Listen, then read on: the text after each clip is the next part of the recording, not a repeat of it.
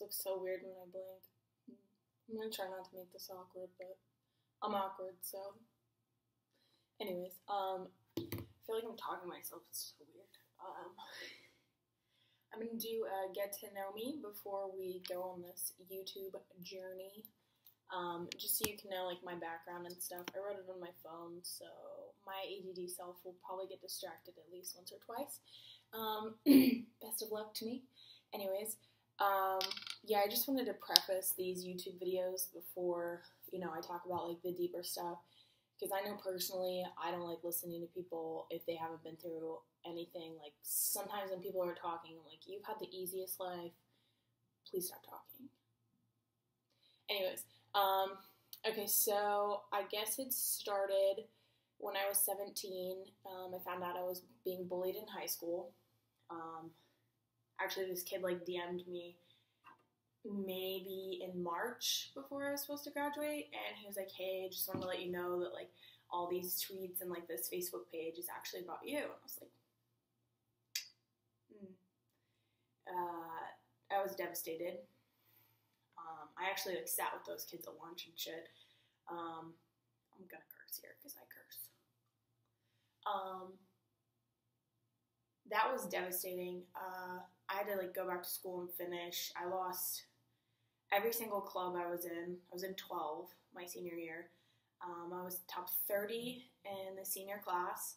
I was one of only 2 girls to get a scholarship for being an athlete. That was wild to me.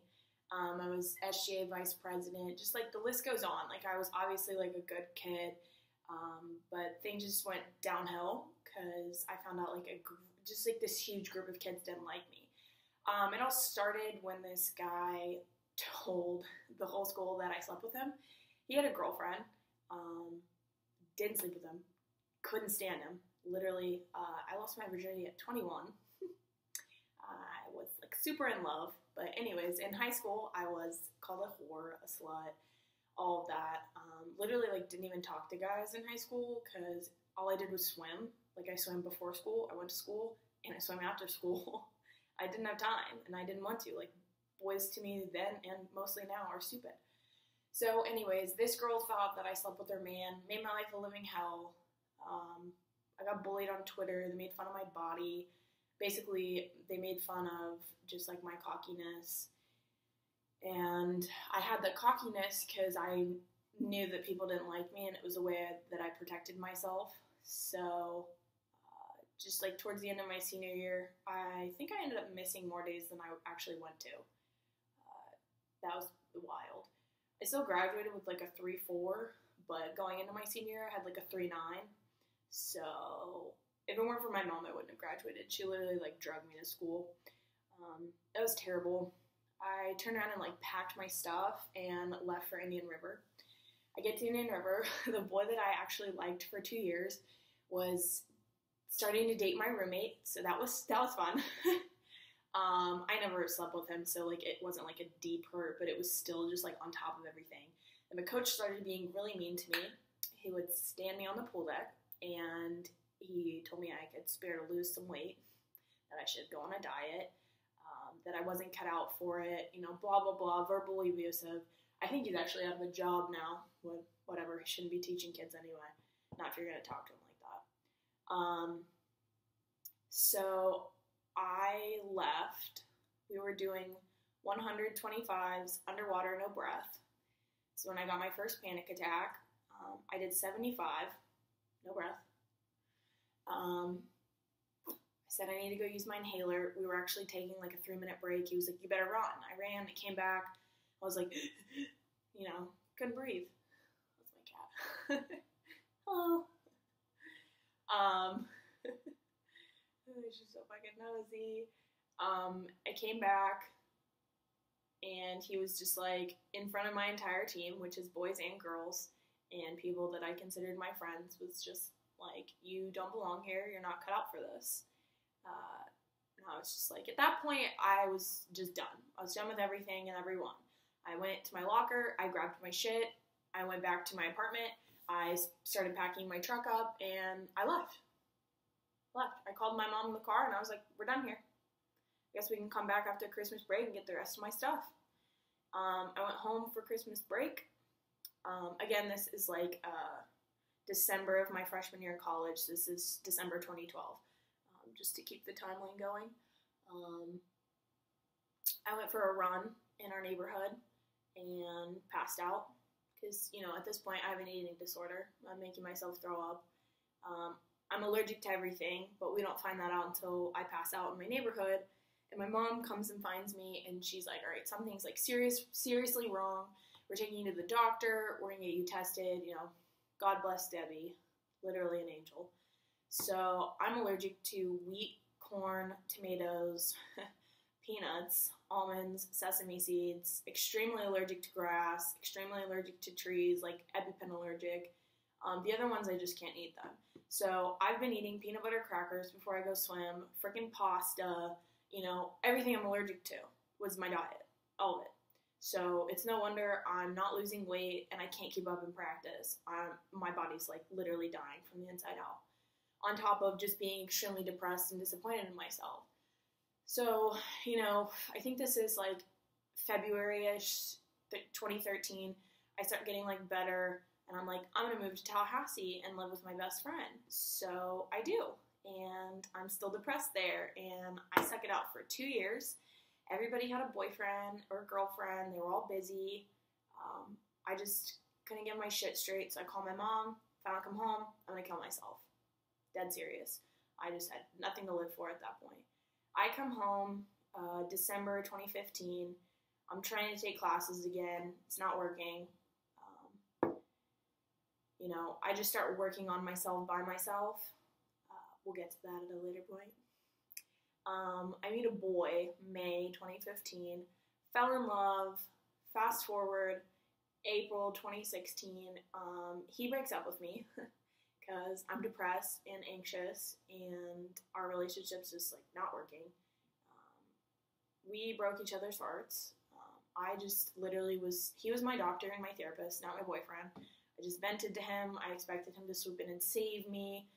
Just, you know, everything was his fault all the time. Like, it was not a healthy relationship on my end, and unfortunately on his, because he was an enabler.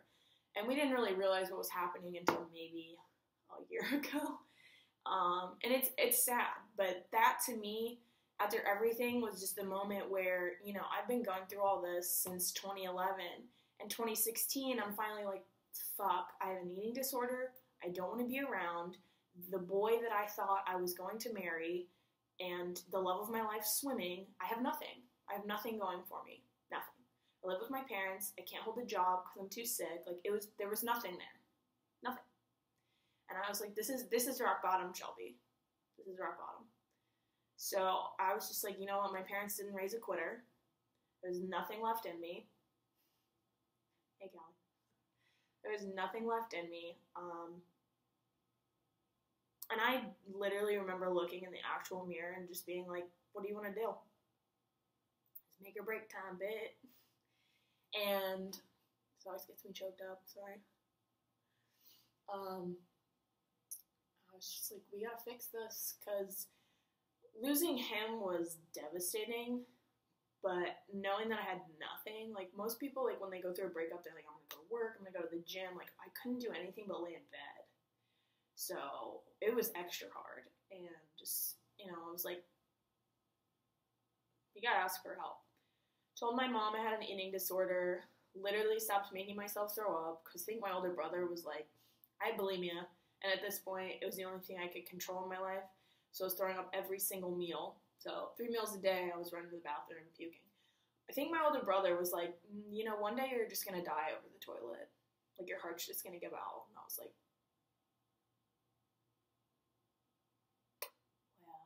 I don't want that to happen. I was like, that's not a fun way to die, and that's gross, and someone's gonna find me like that. So I was like, time to get your shit straight. So I literally think from that day on, like, I never threw up every single meal after that. There were times where, like, everything would go to shit, and I'd be like, we're throwing up.